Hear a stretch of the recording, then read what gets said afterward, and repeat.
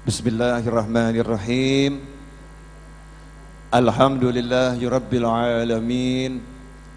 Allahumma salli wa sallim ala sayyidina Muhammadin miftahi babi rahmatillah adada ma fi ilmillah, salatan wa salaman daimaini bidawami mulkillah wa ala alihi wa sahbihi.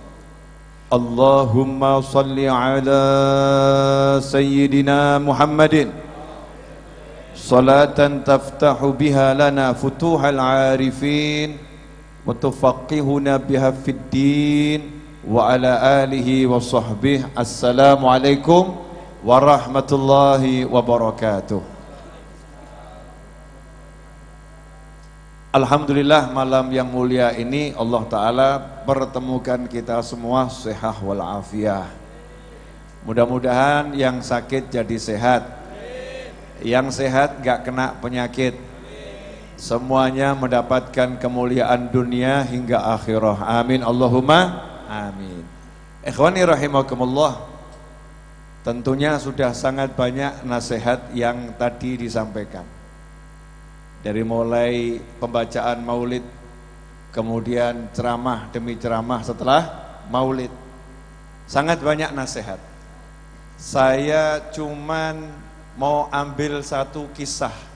Mudah-mudahan kisah yang mau saya sampaikan ini membawa barokah. Ya, mudah-mudahan bawa barokah. Kenapa kisah ini saya sampaikan? Karena akhir zaman ini kita sudah mulai lupa. Ya, akhir zaman ini kita sudah mulai lupa bahwasannya ilmu yang paling penting untuk dipelajari adalah ilmu tentang hal-hal yang wajib untuk dipelajari. Ilmu wudhu, ilmu sholat, ilmu puasa, ilmu zakat, ilmu haji, ilmu akidah. Itu adalah ilmu-ilmu yang paling penting untuk dipelajari.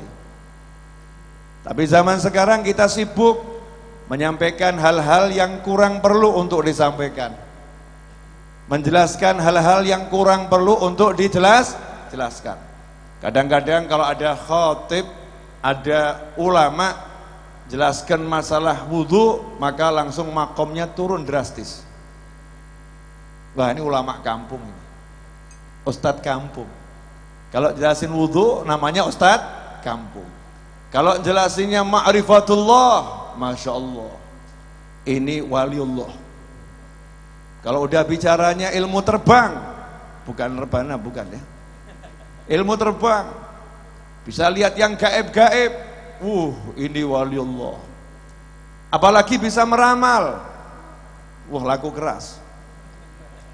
Padahal kemarin udah saya ajarkan ya, cara meramal tahun 2021.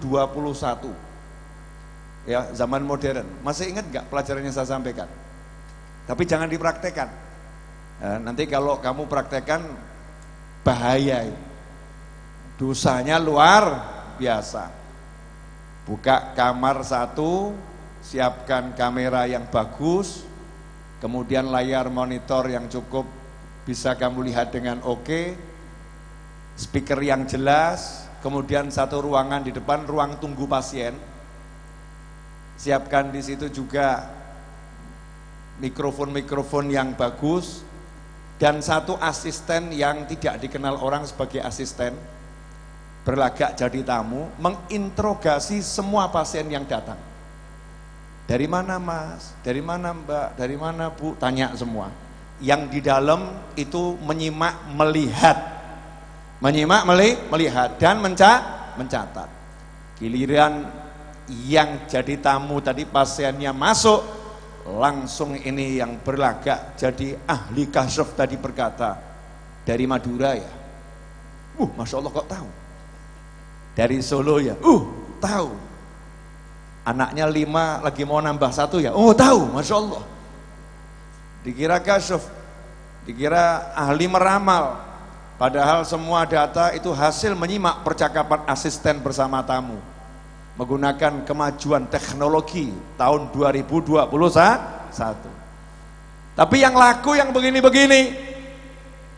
Akhir zaman ini yang dilihat oleh masyarakat yang modelnya begini-begini. Ikhwani rahimakumullah. Nabi Muhammad sallallahu alaihi wasallam diutus oleh Allah Subhanahu wa taala kepada kita semua. Allah nyatakan dalam Al-Qur'an, "Wa ma arsalnaka illa rahmatan lil alamin." Tidak aku utus engkau kecuali rahmat bagi jagat raya, bagi alam semesta. Kemudian yang kedua, Rasul juga bersabda SAW, "Innama bu'ithu liutammima makarimal akhlak." Aku diutus untuk menjadikan akhlak yang sudah ada ini, yang baik-baik jadi sempurna. Yang baik-baik jadi sempurna. Kemudian dalam hadis yang lain Rasul bersabda, sesungguhnya aku diutus sebagai seorang pengajar, mualliman, sebagai seorang pengajar. Lantas apa yang diajarkan Nabi Muhammad sallallahu alaihi wasallam? Yang diajarkan Rasul cara sholat. Sallu kama ra'aitumuni usalli. Sampai Rasulullah SAW mempraktekkan sholat. Praktek wudhu ditiru oleh para sahabat. Makanya kalau kita lihat dari zaman Nabi Muhammad sallallahu alaihi wasallam sampai hari ini, habib-habib, ulama-ulama, kiai-kiai sepuh tidak akan pernah berhenti mengajarkan ilmu sholat, ilmu wudhu, ilmu sholat, ilmu wudhu. Kadang-kadang kita kalau duduk agak jemu juga, kapan makrifahnya ini? Ini kiainya kok nggak jelasin makrifah nih, habibnya kok nggak jelasin makrifah. Kok kasraf-kasrafnya nggak ada ya, penerawangannya nggak ada ya, kok polos-polos saja ya, kok biasa-biasa saja. Kenapa? Karena afdhalul ilm, ilmu yang paling agung, yang paling utama ya ini, ilmu sholat. Ilmu sholat ini Nabi menerimanya langsung dari Allah Subhanahu wa ta'ala. Mi'raj dulu, mulai waktunya sholat, ya, berapa jumlah sholat, berapa waktu sholat, Nabi menerimanya langsung dari Allah Subhanahu wa ta'ala. Mi'raj di langit sana, di Sidratul Muntaha. Ilmu apa lagi? Ilmu wudhu yang berkaitan dengan sholat. Tapi coba sekarang dicek, ngomong gini ini juga enak juga nggak enak ya.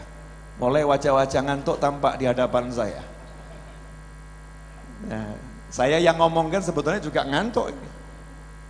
Karena setan untuk ilmu begini, setannya setan kelas kakap. Setan yang jenderal-jenderal. Jangan sampai ada yang mendengarkan ilmu wudhu, ilmu sholat. Jangan sampai ada yang minat ilmu wudhu, ilmu sholat. Kenapa? Kata iblis, kata syaitan, karena kalau sampai umat Nabi Muhammad sallallahu alaihi wasallam mereka belajar ilmu wudhu, mereka belajar ilmu sholat, celaka kita. Kenapa? Begitu sholatnya bagus, dosanya antara dua sholat diampuni oleh Allah Ta'ala.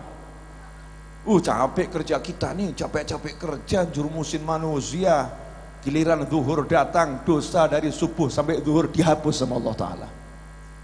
Kalau sholatnya bagus. Nanti kalau wudhunya bagus, wajahnya jadi bercahaya. Nanti kalau sholatnya bagus di alam kubur, langsung bebas dari interogasi malaikat. Sholatnya bagaimana? Bagus, dah selesai, jangan diurus VVIP. Sholatnya bagaimana? Jelek, sortir dulu nih, masuk kelompok wajib interogasi lebih lanjut. Kenapa? Karena sholatnya jelek.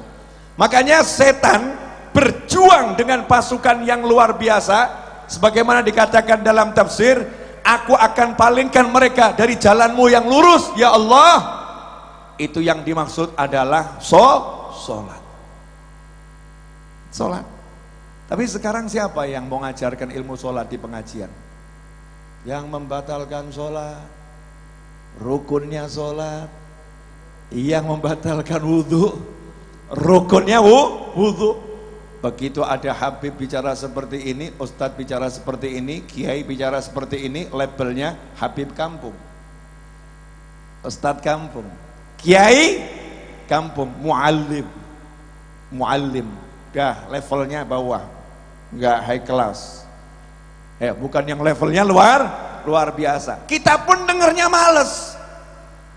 Padahal kalau kita buka sejarahnya para ulama besar itu yang menjadi karya utamanya adalah menjelaskan ilmu sholat, menjelaskan ilmu wudhu, menjelaskan ilmu puasa, menjelaskan ilmu zakat, menjelaskan ilmu tauhid, akidah ahlus sunnah wal jamaah. Contoh, saya nggak akan bicara lama-lama, janji lo ya.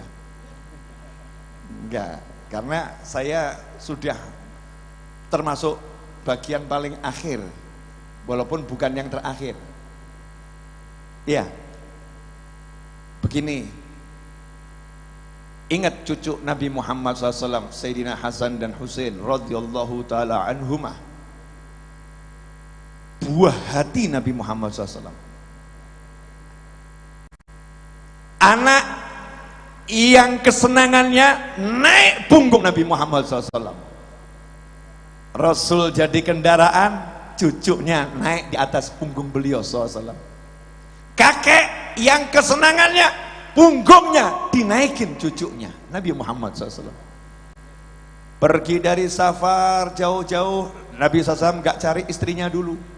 Beda dengan bapak-bapak, dari luar kota capek-capek, yang dicari istrinya dulu. Nabi Muhammad SAW capek dari luar kota, nggak cari istrinya dulu, nggak minta dipijitin sama istrinya, enggak. Nabi Muhammad SAW nyari putrinya Fatimah Zahra radhiyallahu anha dan mencari cucunya Hasan dan Husain radhiyallahu taala anhuma. Dan Sayyidah Fatimah radhiyallahu anha tahu kalau ayahnya pasti kalau datang nggak kemana-mana masjid, langsung rumah putrinya, masjid rumah putrinya. Maka Sayyidah Fatimah Zahra radhiyallahu anha menunggu ayahnya dari balik pintu.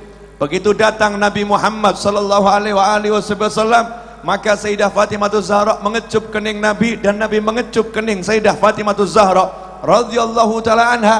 Setelah itu Nabi nanya SAW, di mana Hasan dan Husain? Kemudian dikasih tahu ada di dalam. Rasul pun menghampiri keduanya. Kemudian Rasul merangkak dan berkata, naiklah ke punggungku. Kemudian bermain-main dengan cucunya. Sallallahu alaihi wasallam. Sallu ala Nabi. Itu Rasulullah. Tumbuhlah Sayyidina Hasan dan Husain menjadi pemuda-pemuda yang luar biasa. Cek perhatiannya terhadap sholat bagaimana. Beliau diceritakan Sayyidina Hasan ketika akan sholat wudhu. Lah ketika wudhu dilihat wajahnya pucat pasi. Wajahnya pucat pasi. Seperti orang yang kehabisan darah, yang darah rendah, darahnya mau habis, mau pingsan. Maka ditanya oleh seseorang, wahai cucu Nabi, kenapa wajahmu seperti ini? Maka beliau menjawab, kamu tahu enggak, sebentar lagi aku mau menghadap siapa? Sebentar lagi aku mau menghadap siapa? Jadi wudhu itu udah khusyuk, wudhu sudah khusyuk, sementara kita enggak khusyuk sejak wudhu.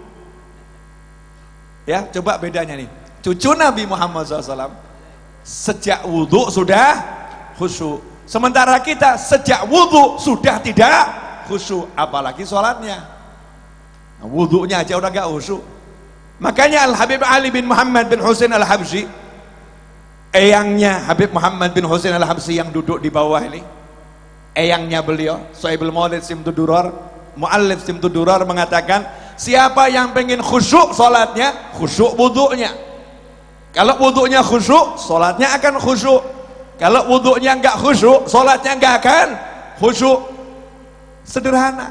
Orang sekarang ilmu khusyuk, Masya Allah, luar biasa. Ilmu wudhu enggak diajarin, ya enggak khusyuk-khusyuk, enggak akan khusyuk. Nah ceritanya di sini. Tadi itu muqaddimah, boleh kan pakai muqaddimah? Ceritanya ini gini loh, cucu Nabi itu perhatiannya sama sholat luar biasa. Sayyidina Hasan dan Husain radhiyallahu ta'ala anhuma masih kecil. Lihat ada bapak-bapak setengah kakek-kakek. Kan hobinya ke masjid ini cucu Nabi. Dari kecil kan mainnya di masjid. Sholat ke masjid, otomatis ketika wudhu lihat orang lain yang wudhu.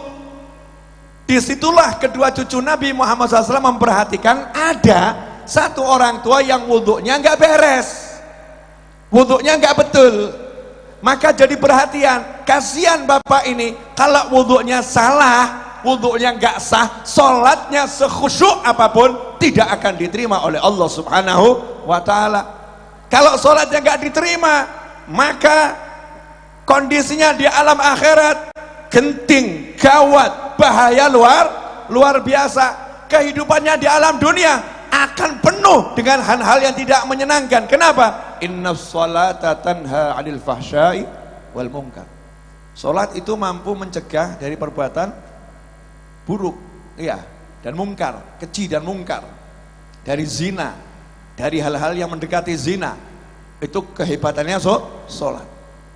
Makanya nih kalau Indonesia pengen orang-orang nggak maksiat, nggak usah repot, ajarin orang sholat. Kadang-kadang kita teriak-teriak, jangan mabuk, jangan ini, tapi nggak ngajarin sholat.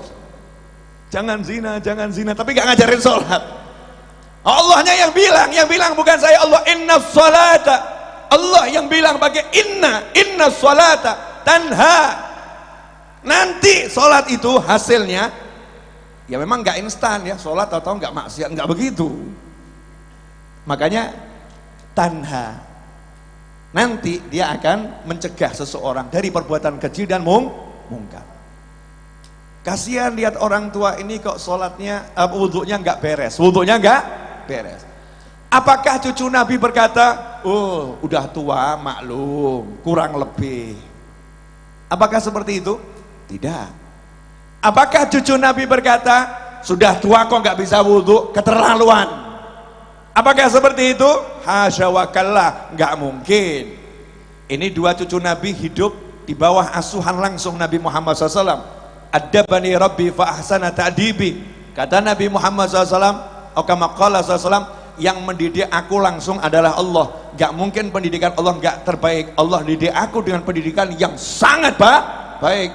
Makanya sampai Allah muji, wa innaka la'ala khuluqin azim. Kenapa? Karena yang didik langsung Allah Subhanahu wa ta'ala. Maka Sayyidina Hasan dan Husain menjadi manusia yang paling berakhlak di jagat raya. Lihat ada orang tua wudhunya nggak beres. Coba sekarang cek, pasang kamera CCTV di ruang wudhu laki-laki. Tapi jangan di-share ya. Untuk tes saja. Dalam satu hari dari 100 orang wudhunya yang sah yang mana? Nanti kan antum akan menemukan keajaiban. Banyak orang wudhu basuh tangan ya, yang depan di atas siku, yang belakang nggak sampai siku. Banyak orang wudhu ketika membasuh kaki, betul kakinya disiram tapi bagian bawah nggak kena. Banyak orang wudhu yang ketika membasuh kaki, nyiram kaki ini dengan air, setelah dari jemarinya nggak kena air karena Masya Allah jarinya gemuk-gemuk. Makanya mungkin lemak-lemak terus, nggak dikasih air setelah jarinya nggak dibuka. Banyak orang yang wudhu, ya banyak orang yang wudhu mungkin ketika membasuh wajah, dari kamera itu kelihatan. Ketika membasuh wajah ternyata tidak sampai batas wajah, masih kurang, nggak ngerti batasan wajah yang mana. Banyak orang yang wudhu ternyata wudhunya belum sah, ngeri. Maka ini sudah dilakukan Sayyidina Hasan dan Husain. Lihat ada orang yang wudhunya nggak beres, langsung bekerja dua cucu Nabi Muhammad SAW. Bukan sibuk update status, udah tua nggak bisa wudhu.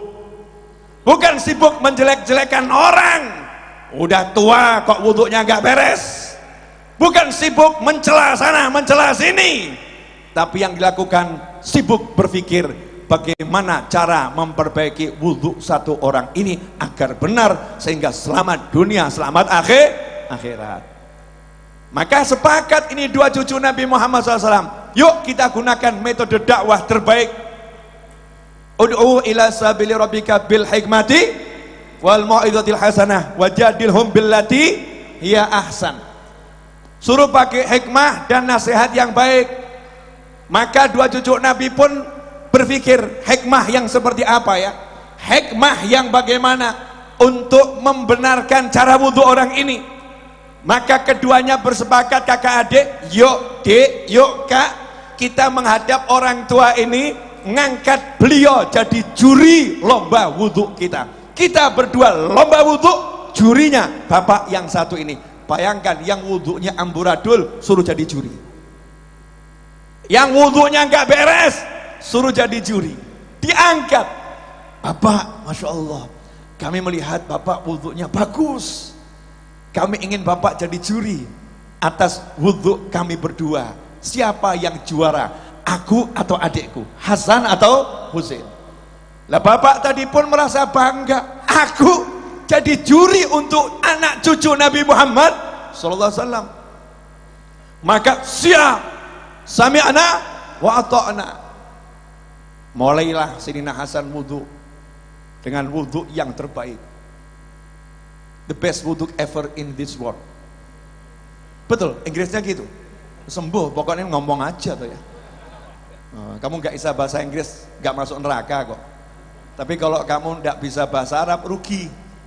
Kalau nggak bisa bahasa Arab, rugi. Karena untuk satu huruf berbahasa Arab itu ada cinta pada Nabi Muhammad SAW. Untuk satu huruf berbahasa Arab, kalau kita niati, kata guru saya di pondok dulu, Al Habib Hasan Baharun radhiyallahu anhu, mengatakan kepada santri-santrinya, belajarlah bahasa Arab, karena belajar bahasa Arab bagian dari cinta pada Nabi Muhammad sallallahu alaihi wasallam. Ahibbul Arab, cintai orang Arab, begitu sabda Nabi Muhammad SAW. Atau kama qala sallallahu alaihi wasallam. Belajar, nanti setiap huruf kamu bilang ana, anta, antum, setiap hurufnya kamu niat mengikuti apa yang diucapkan Nabi Muhammad SAW, maka ucapanmu ana bagian mengikuti sunnah Nabi Muhammad SAW, dapat pahala yang luar biasa. Itulah bedanya orang Indonesia kalau berbahasa Arab dengan orang Arab kalau berbahasa Arab. Orang Indonesia kalau berbahasa Arab niatnya ittiba Nabi Muhammad SAW. Kalau orang Arab berbahasa Arab niatnya apa? Ya adat, memang bahasanya. Ya memang bahasanya. Kalau kita itu berubah menjadi ibadah. Begitu kata guru saya nggak ngurus kata orang lain. Orang lain punya pendapat beda, silahkan. Mulailah wudhu dengan wudhu yang terbaik.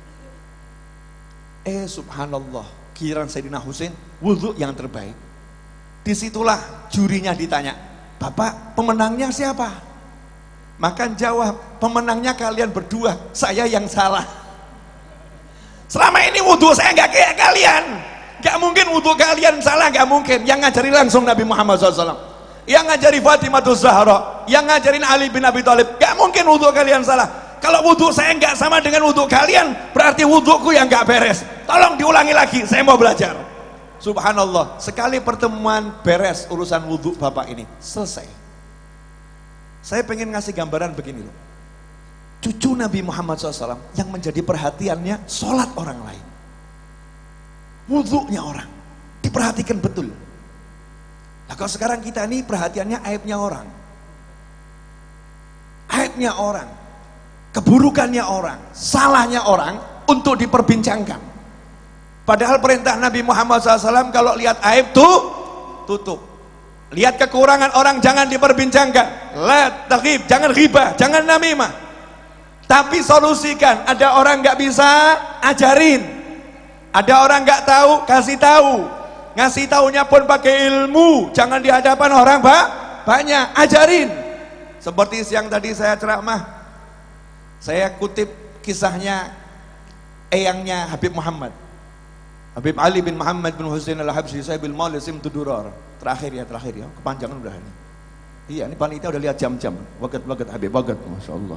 Entah panitia yang mana. Ya saya kan panitia juga.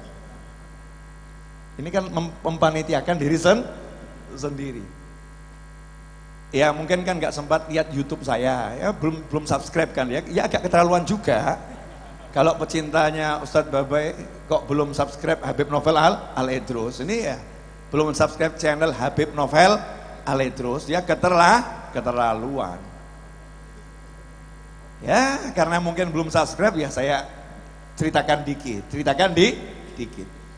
Habib Ali bin Muhammad bin Husain al-Habsyi radhiyallahu anhu, kecintaan Nabi Muhammad SAW, yang kalau bulan Maulid di Kemis terakhir Rabiul Awal menyelenggarakan Maulid yang datang 50.000 orang di zaman itu.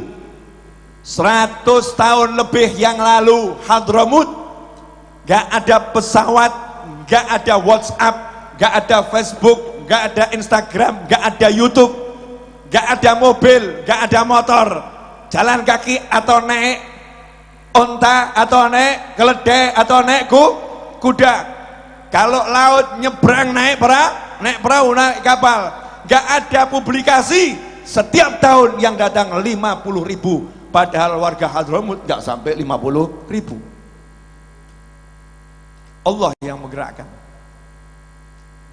Subhanallah, itu Maulid Kemis terakhir sempat dipindah ke Indonesia sama Habib Ali Habsyi.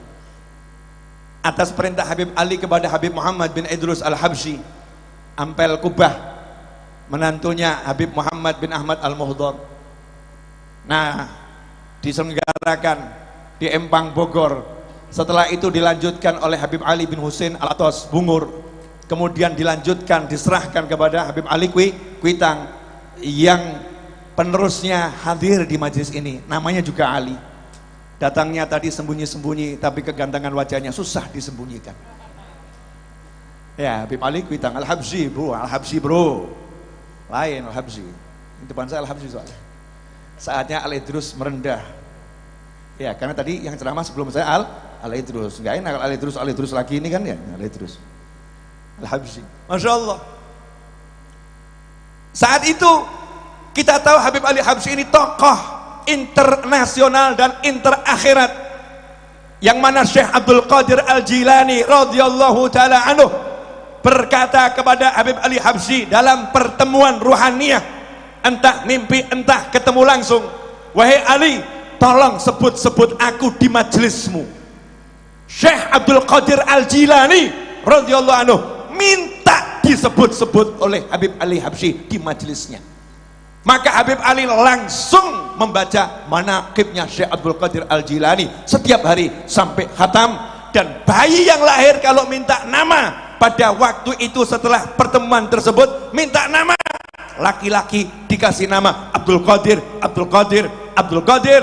Dua antaranya adalah Habib Abdul Qadir bin Ahmad As-Segaf Jeddah, yang menjadi paulita mercusuar Alawi, Thariqah Alawiyah. Dan satu lagi adalah Habib Abdul Qadir bin Abdurrahman As-Segaf, yang wafat di Solo, meninggal sholat Jumat dalam keadaan sujud sebagai imam dan sujud yang terakhir, dan ngasih tahu keluarganya, aku berangkat ke masjid tidak akan kembali lagi, aku akan meninggal dunia, maafkan semua salahku. Dan punya anak di Solo namanya Habib Syekh bin Abdul Qadir As-Segaf. Nah, abahnya juga ngasih namanya kan keren ya. Bapaknya namanya Abdul Qadir, ngasih anak cukup Syekh. Karena kalau disambung Syekh Abdul Qadir.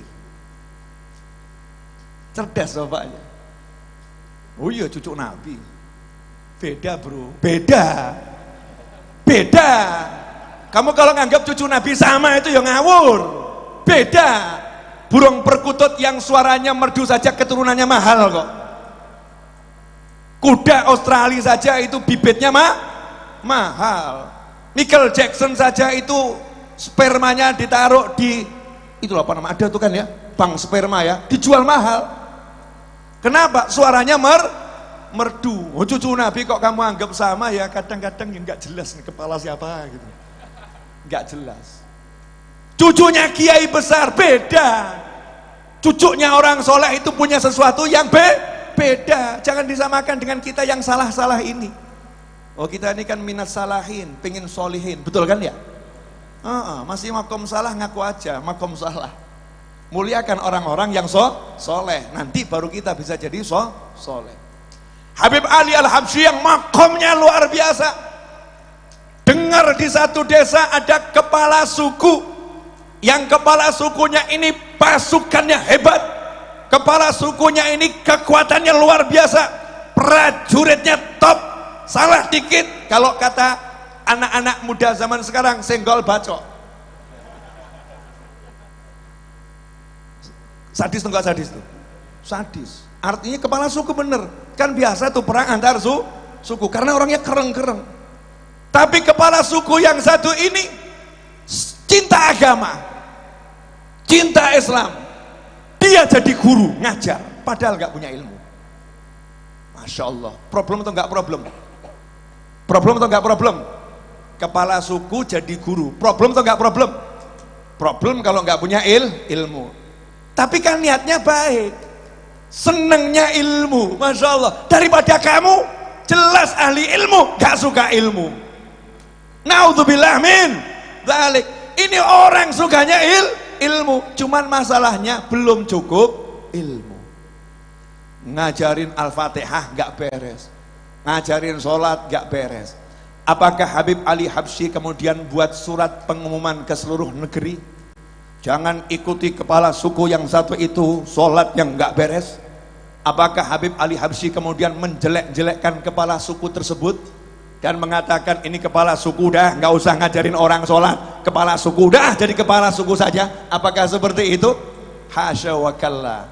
Beliau ulama, tugasnya menjadikan orang yang bodoh menjadi berilmu, orang yang jahat menjadi budiman. Itulah ulama. Maka berangkatlah Habib Ali Habsyi ngajak salah satu muridnya, yuk kita ke tempatnya kepala suku tersebut. Ngapain Habib ke sana? Panggil dia, antum Habib, antum tokoh masyarakat, biar tuh kepala suku yang datang kepada Habib. Enggak, biar aku saja yang datang kepadanya. Untuk apa Habib? Saya mau ngajarin dia, tapi harus pakai metode. Metodenya saya mau berguru sama dia. Habib Ali Habsyi, yang hallnya saja di Solo setelah 100 tahun lebih yang datang segitu, mau capek-capek datangi kepala suku yang gak jelas, didatengin. Kepala sukunya dengar Habib Ali Habsyi mau datang, senangnya luar biasa. Habib Ali Habsyi itu yang viral itu ya, kalau sekarang kan begitu ya. Tokoh masyarakat yang tenar itu ya, yang dikagumi banyak orang itu, yang disegani orang-orang itu. Saya bayangkan kalau Habib Ali Habsyi zaman sekarang punya YouTube, subscribernya berapa itu? Jamaah Maulid Simtud Durar aja di Indonesia kan unlimited jumlahnya, betul kan ya? Masya Allah. Ya, Anda kan agak keterlaluan, mau cucunya di sini nggak subscribe. Ntar lagi naik Beb, subscriber, tenang, aman-aman.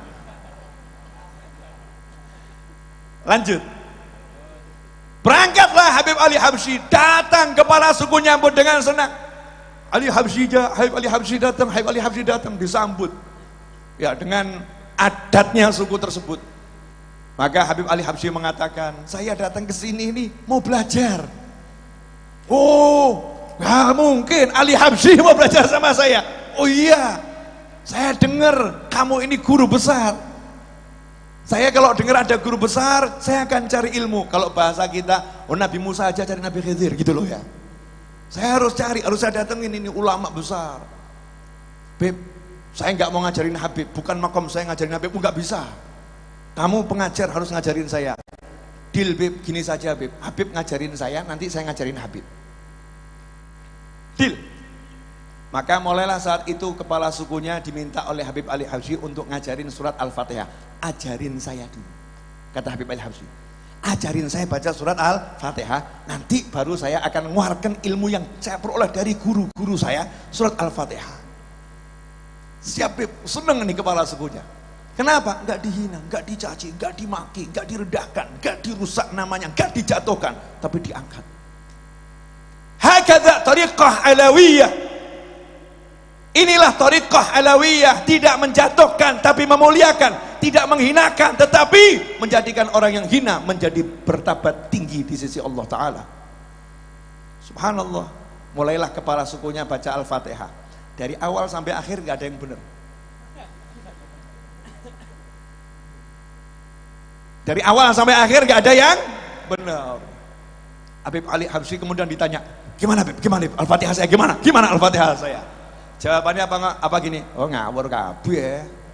Samburadul. Aduh, ini murid yang udah kamu ajarin berapa? Wah, neraka semua itu. Apa begitu? Enggak. Beliau berkata, Fatihahmu bagus, cakep, luar biasa. Cuman ada beberapa titik ini kalau kamu tekan dikit akan jadi lebih bagus. Yang mana, Beb? Itu coba awal tadi basmalahnya. Bismillahirrahmanirrahim. Nah itu tuh roknya tekan dikit. Bismillahirrahmanirrahim. Tasdidnya hidupkan. Nah itu terus ya-nya itu panjang kan. Jangan Bismillahirrahmanirrahim. Jangan. Bismillahirrahmanirrahim. Ya-nya hidupkan. Gitu, Beb. Iya, coba saya baca ya, Beb. Oh iya. Masya Allah, sekali duduk Al-Fatihah khatam. Sehingga itu kepala suku, satu-satunya kepala suku yang khatam Al-Fatihah sama Habib Ali Habsyi. Antum semua kalah, bro. Sorry. Ini kepala suku langsung jadi muridnya Habib Ali Habsyi.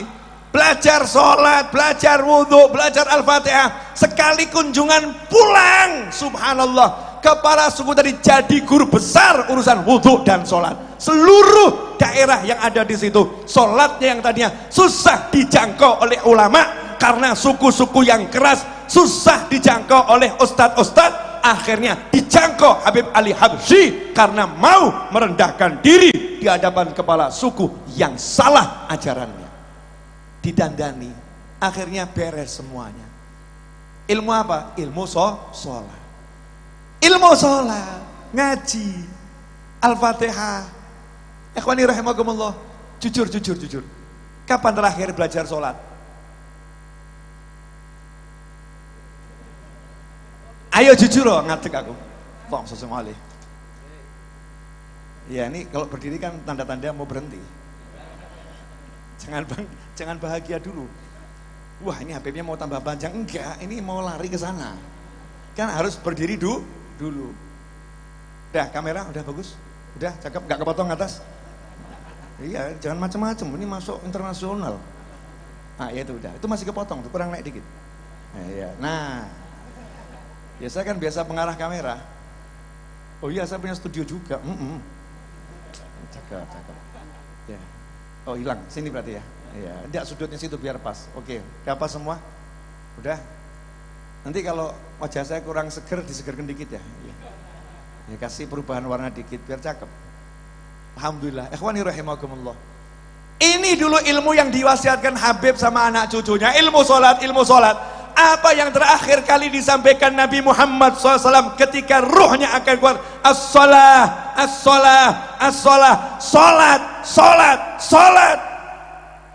Sekarang ini kok ilmu sholat gak dipelajari, gak diajarkan.